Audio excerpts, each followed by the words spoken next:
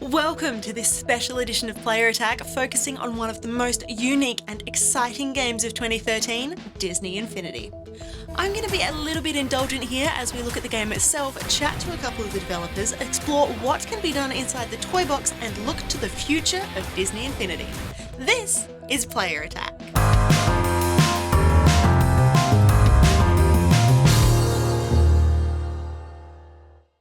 As a kid, I had a big box of toys and I liked nothing better than to dump them all on the floor, rummage around and play with all of my favourites at once. I didn't care if I had cars performing at rock concerts on a stage inside a looping train track with an audience comprised of action figures and stuffed animals. Disney Infinity is a new virtual version of that toy box, and just like the real toys, even though I've already spent hours with the game, I know I'm nowhere near exploring all of the possibilities. If you want to pick up Disney Infinity, you'll need the starter kit. This contains the actual game itself, 3 playsets so that everyone can play with The Incredibles, Pirates of the Caribbean and Monsters University, and the expansive toy box thrown in as well. At the moment, there are also 2 other playsets available, the Lone Ranger and Cars, which brings Tonto and the Lone Ranger as well as the world of Radiator Springs to the party. Although the toy box might seem the place to be, I recommend spending a little bit of time getting properly acquainted with each of the characters on their home turf. First off, Monsters University, which has a storyline that ties in with the recent film. Sully, like all of the students, is in the middle of a prank war against the rival FearTech. Captain Jack Sparrow is also included in the starter pack, bringing swordplay and swashbuckling to the game. His playset is largely set at sea, where you are the captain of the Black Pearl, of course, and you sail around taking out nefarious pirates. That said, my personal favourite of the 3 starter characters has to be Mr. Incredible. I went into the game expecting to be charmed by Captain Jack or amused by Sully, but honestly, it's Mr. Incredible's superpowers that won me over. His world is packed with bad guys that he can defeat with a single punch, although normally it'll take a few more. You'll run around improving your superpowers, smashing things and making a big mess, all in the name of saving Metroville. Each of the solo campaigns will last around 6 hours from start to finish, but it will take you plenty longer if you go back and make sure you collect all of the hundreds of capsules dotted around each world. Each of these capsules contains a reward, a new themed object to play with in the toy box. This is how you get your hands on the coolest gear, and you will be running around for hours trying to catch them all. Ho-ho! Not bad! Not bad at all. Ah! And down you go! Oh, yeah! Oh, very funny! I do not give warnings! For most people, the main attraction is the Disney Infinity toy box, and rightly so. It is spectacular, wrapping some pretty powerful customization tools inside a cute and cuddly exterior. Think of it as something like Minecraft, but with a Disney level of polish. The toy box is also a very clever way of including the Disney Infinity tutorials. Mastery adventures are available from the first time you boot up the game, and they will walk you through simple yet essential tasks like combat, driving and basic world building. These adventures will help earn points for your character and yourself, which will then lead to further unlocks. Everything is connected. While we'll look closer at the toy box and what is possible there a little later in the show, there is one other special element that deserves a little attention: power discs. Power discs come in 2 shapes, circular ones which fit under each figure on the base, and hexagonal Disney Infinity shaped ones which are designed to fit under the playset piece. Each one brings something new and potentially game-changing, from applying a new theme or look to the toy box to adding a special new toy to the world, or even boosting your character's abilities in some way.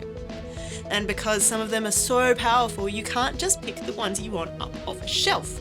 Power discs are only available in blind packs of 2, so you never know which pair you're going to get until you tear open that silver wrapper. Want to know more about how Disney Infinity got to where it is today? What sort of things you can get up to in the toy box? Why each playset is so unique? Stick around, we've got all the answers and plenty more in this edition of Player Attack. Back in 2010, US developer Avalanche was putting the finishing touches on the video game tie-in for Toy Story 3. Unlike most video games designed to release alongside popular films, Toy Story 3 contains something a little different. a completely separate game known as ToyBox mode. There were little missions to complete, characters that you could dress up and customize, and a whole lot of scenery that you could move around and manipulate, making the level look, feel, and play just the way you wanted. But this was just one part of a much bigger game, and it largely flew under the radar as Toy Story 3 was inevitably written off as being just another movie tie-in. The team at Avalanche didn't lose hope, however. They had seen what was possible, but they just had to work out a better way of achieving it. The studio spent the next 3 years turning this one-off gameplay mode into a fully blown release, and it just kept getting bigger and bigger.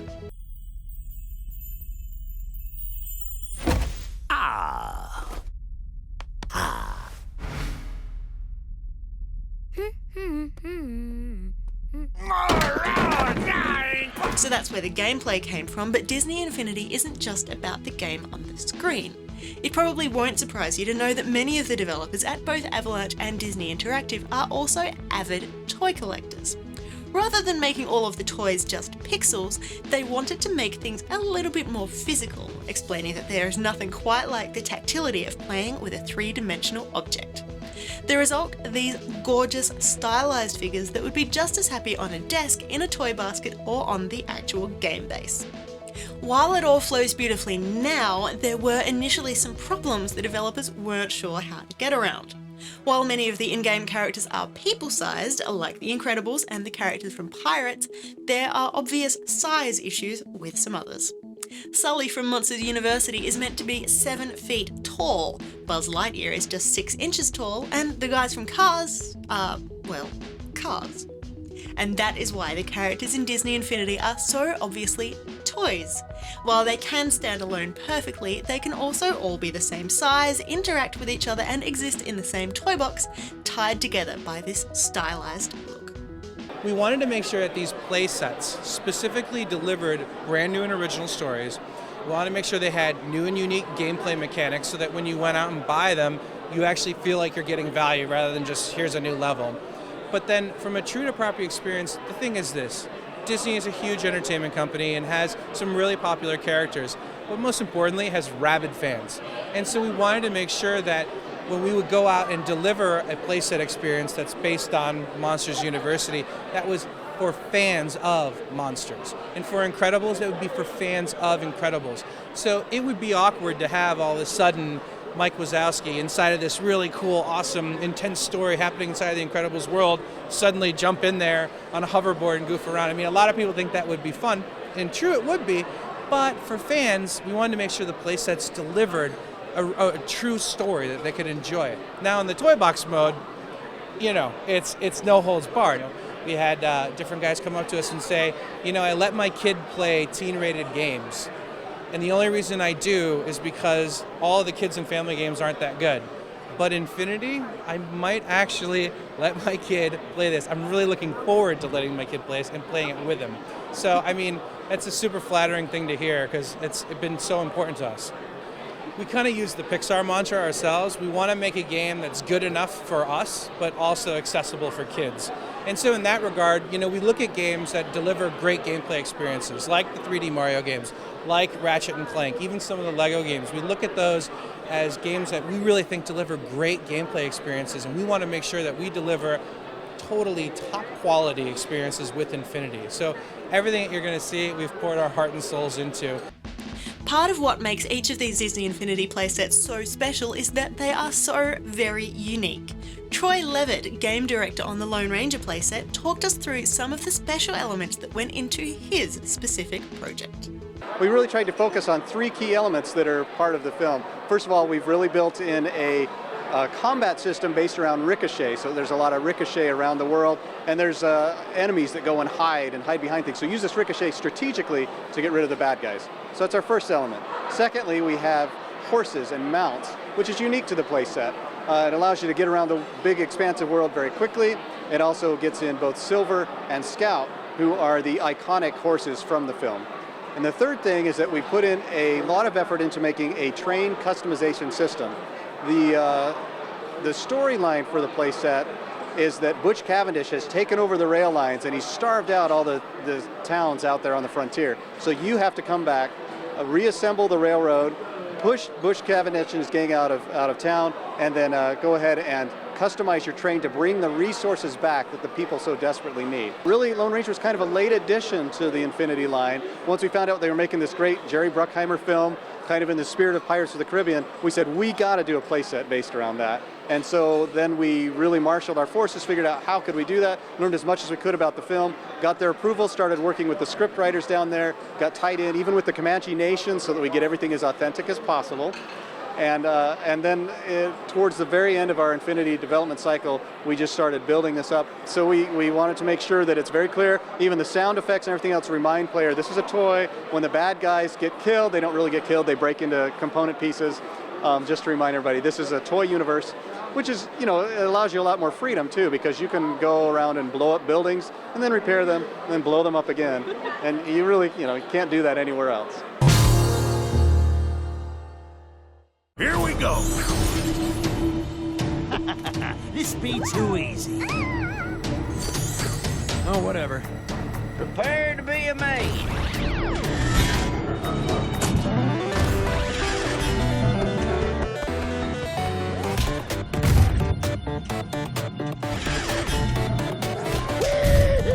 The ToyBox really is a highlight of Disney Infinity. It's where the whole idea came from after all, and this is where your creativity will be able to shine. You can interact with the game world as much or as little as you'd like. If you're happy just plonking down pre-made toys and making a beautifully decorated world, here's your chance. You can apply skins or themes to make things look just the way you want. So the first thing we're going to do is retheme the texture blocks that I'm driving around on. You can do this a few different ways. What you're going to want to do is you want to highlight a terrain block with your wand. Then open up the theme palette menu. And then you go over Nicelander's texture. This is called Nicelander's Home. And when you hit A to apply, it'll change it to that texture. And the other thing you can do from here is if you hit X, you can set your theme, and any block you place after setting your theme will have that theme. So I'll show you what I mean by that. Alright, so I'm going to go over my terrain. I'm going to pull out a tiny terrain block, and I'm just going to toss it over here. And you can see it came in with the Nicelander's texture. So that's going to take a long time to do if I'm just going to change these blocks one at a time. So the best way to do this whole map is to actually use the theme all function. And so from the same window that you open up with your magic wand tool, you go over the Nicelander's texture, and then you just hit theme all. And you can see it, the entire map is changing over to the Nicelander's theme. So that's quick and easy. Perhaps you want to delve a little deeper and try out some of the special features that Avalanche has tucked away inside the game. How about linking one toy to another and creating some fun effects? Just go through here to the Creative Toy menu. Find our party cannon. Put it just anywhere we like. Now we need to get a toy that we can use as a trigger, so we're going to use the action button. It's also in Creativity Toys. The action button is one of the more basic triggers in the game, so that's why we'll be using that. So from here we're going to need to use the magic wand tool to target the action button, and we're going to open up the action menu in the action button by pushing X on our controller. In this window, there's only one option pressed, so we're going to select that. This means when someone pushes the button, it will send a signal to whatever we connect it to. You'll notice up top, there's a little UI element saying the action button needs to be connected to something. So now we'll connect it to the party cannon. We'll highlight it with the wand like we did the button, and push X to connect it. So the action menu on the party cannon has 3 different options. So we're going to pick Grand Finale, and now we're going to come over back to our button, push Use, and you'll see that works. But that's not all that's possible. Everything in the ToyBox can be shared with your friends, whether they're online or in the same room as you. You can even upload and share your best ToyBox creations online. Ryan from Avalanche has shared with us a particularly explosive demonstration of just what's possible once you start playing around with physics in the toy box. Just think about how this might work in a multiplayer situation. We're gonna start off, tall wooden block piece. Gonna go ahead and make a door frame. Good foundation to any house. It doesn't really matter what order you put them in right now, because while the build menu's up, time is basically frozen. Put a glass window right here. Let's go ahead and finish up building the rest of my little house. Go ahead and use these metal blocks for the roof. Alright, looks like a nice little house. Got windows, oops. Missed a window. There we go. Windows, we got a door. Yep, time to blow it up. Gonna go ahead and fill the whole thing with these wonderful little explosive blocks. Just load this little puppy up. When I exit the build menu, all the physics will take place and any block that's hanging in the air will drop. It's also one of the best way to detonate a good old explosive block, because if it's hanging in the air, I'll show you right quick, it's really fun. As soon as I leave build mode, boom!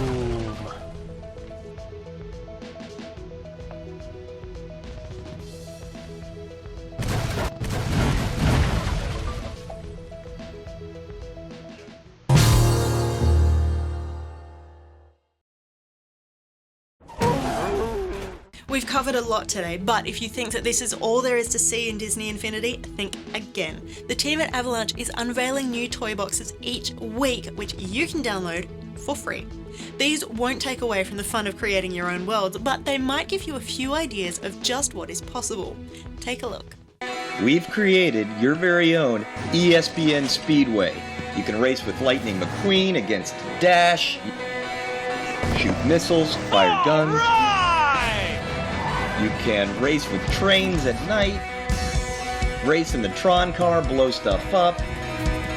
Check out Davy Jones. We've got a wrestling arena, and today's match is Sully versus Syndrome. Here they are entering the mat, and they're going at it. So the team at Avalanche has actually put together the Meridian Trench for you to explore in a brand new downloadable toy box. So this toy box is going to come with a recognizer that you can pilot through the trench run. Remember, of course, that everyone who's working on this project is a gamer at heart, and they play plenty of other games that aren't just Disney Infinity. So, what better way to show your love for your favourites than by creating a tribute in the toy box? Here is a look at a recreation of Columbia as you know it from another extremely popular video game inside of Disney Infinity. Tons of rails that you can grind, tons of areas that you can explore. You can take your favorite Disney characters and explore this crazy recreation of the most amazing city in the sky. Check it out, we've got a side scroller for you. See a little bit of how we built it. There you go in the 2D camera, kicking some aliens out of the way. You could breeze through it with the jetpack. You could warp up to other worlds, find some secret hideaways, warp back down, use some Wreck-It Ralph powers to get through the board, bash some blocks, and don't forget to grab the flag. And of course, you can also visit the happiest place on Earth, Disneyland.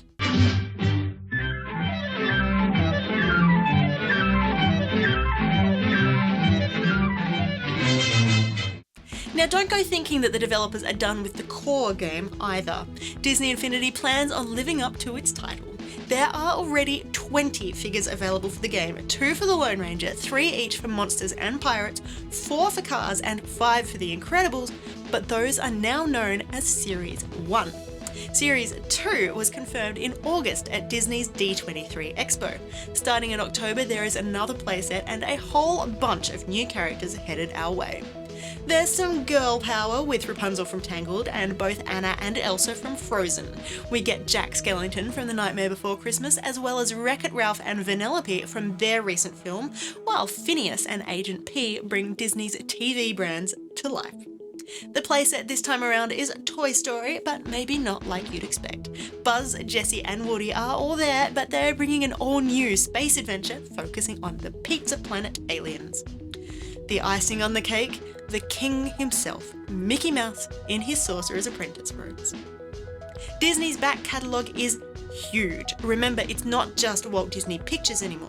We could see characters popping up from Disney Animation, Disney Channel, Pixar, The Muppets, Marvel Comics, and LucasArts. In fact, Player Attack has a Disney Infinity starter pack to give away to one lucky viewer. All you need to do is tell us who you would most like to see in the game. Personally, I want a Dumbo playset that has flying elephants, talking mice, and barrels of champagne, but you know, you might want one based on the ice planet Hoth or backstage at the Muppet Theatre. Head to playerattack.com, click the link for the Disney Infinity competition and fill out your details. Tell us in 50 words or less who you would most like to see in Disney Infinity and why, and we will pick a winner in an upcoming episode of Player Attack. The team at Avalanche are always interested in new ideas, so we'll be sure to pass them along.